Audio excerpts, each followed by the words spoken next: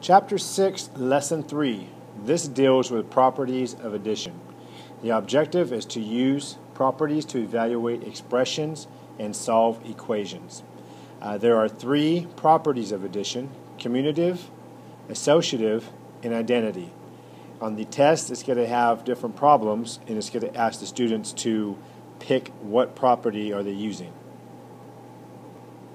The first one we have is the commutative property. This is the order in which the numbers are added does not affect their sum. So for example, we have 3 plus 8 equals 11. That's the same as saying 8 plus 3 equals 11. All they did was change the numbers, and we have the same result. It both equals 11. So that's what the commutative property is the order in which the numbers are added doesn't affect their sum. It's going to come out to the same exact thing. 3 plus 8 equals 8 plus 3. The next one is the associative property. This one states the way in which numbers are grouped does not affect their sum.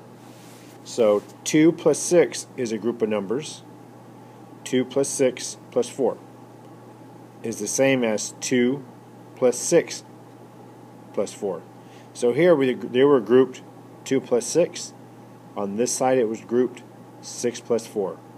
It doesn't matter how you put them, they're going to come out to the same exact thing. 2 plus 6 is 8 plus 4, and we get 12. We do this to the other side. 2 plus 6 plus 4 is 10. 2 plus 10 is 12. So both sides equal 12. So it doesn't matter how you put the grouped numbers, you're going to get the same answer, and this is the associative. As you can see by the examples they use here, we have two blocks here, 6 green ones, 2 purple ones, and that gives us a total of 8. We add those to the 4 yellow. Down here we just have 2 plus 6 green plus 4 yellow, that gives us 10, and together it equals 12. The last property is identity. The sum of any number and 0 is that number. So in addition, any number plus 0 stays the same. It's like looking in the mirror, it sees itself. It keeps its identity. Now later when we do multiplication, it's going to be a little bit different, and don't want them to get confused with the 2. But for identity property, it's any number plus 0 equals that number. So 5 plus 0 equals 5, 0 plus 5 equals 5. It keeps its identity, nothing changes. Here's some examples. Number 1, a number plus 7 equals a number plus 3. So they want to know the missing number and what property we're using. So number 1, of course we're missing the 3. 3 plus 7 equals 7 plus 3. And what property are we using? We're using the commutative property because we're just switching the numbers around.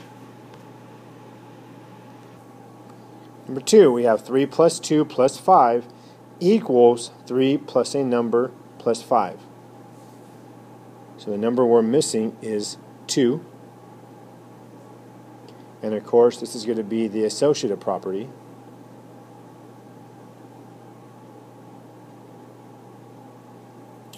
Next one is 3.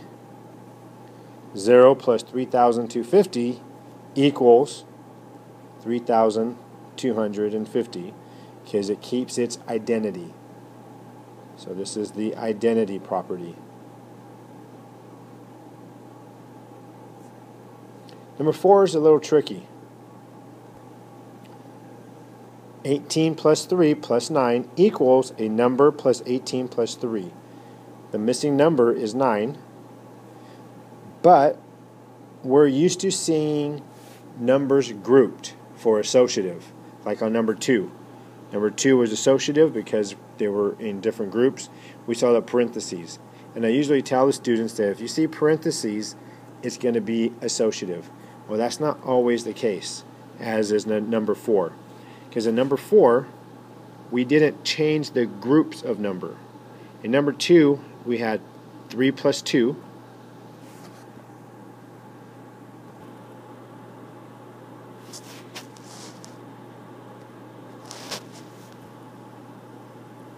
And we changed the group to 2 plus 5. So we changed the group. So that is why that's associative. On number 4, we didn't change the group. 18 plus 3, 18 plus 3. The group stayed the same. So for number 4, the missing number is 9, but this is also going to be the commutative property because we did not change the group. We just changed the way the numbers were in order. Back here in number 7, 38 plus what number equals 38? So number 7 is going to be 0. And of course, that's the identity property. Number 8, 51 plus 37 plus 9 equals 51 plus 37 plus 9. Now the property, we put the numbers in different groups. We had 37 plus 9. Now we have 5 plus 37. So because the groups changed, this is going to be associative, not commutative. And for number 9, 93 plus 18 equals 18 plus 93. That's again going to be commutative because we just changed the numbers around. And they don't have that much in their homework, so I'm just going to do one of these. Let's try number 4. 71 plus 45 plus h, given h equals 9. So it says evaluate, identify the property or properties used. So we're going to have 71 plus 45 plus 9. We add this together and we're going to get 125. Now since these numbers are grouped here, it's going to be the associative property.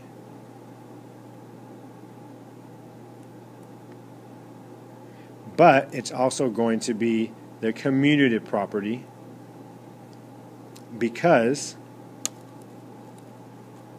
sorry about the writing, it's just going in order. 71 plus 45 plus 9. There's not other numbers there. I don't like the way they do number 4, so that's why I'm doing it for them here so they can kind of see, get the answer. Plus, this will tell me what students watched the video and got number 4 right. These are the notes that they'll be using in class. Example, they're the same examples from the book. 3 plus 8 equals 8 plus 3, both equal 11. Associative, changing the grouping of the addends, the numbers, does not change their sum, which is the answer.